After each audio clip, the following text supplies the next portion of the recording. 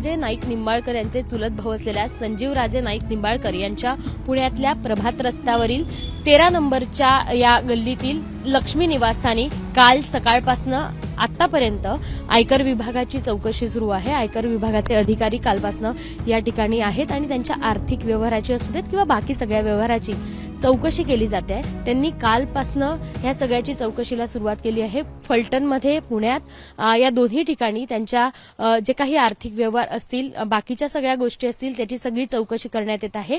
यासोबतच पुणे पोलिसांचा एक कर्मचारी देखील या ठिकाणी तैनात आहे। आपण बाजूला जर बघितलं तर त्यांच्या ज्या काही आलिशान गाड्या आहेत त्यांचा हा बंगला आहे, त्यासोबतच त्यांचे जे काही व्यवहार आहे व्यावसायिक व्यवहार आहे याची देखील चौकशी करण्यात येत आहे।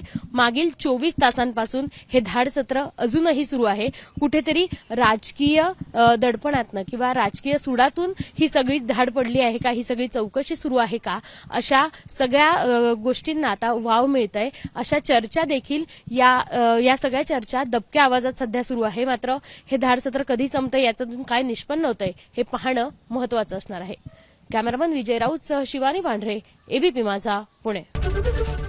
एबीपी माझा, उघडा डोळे बघा नीट।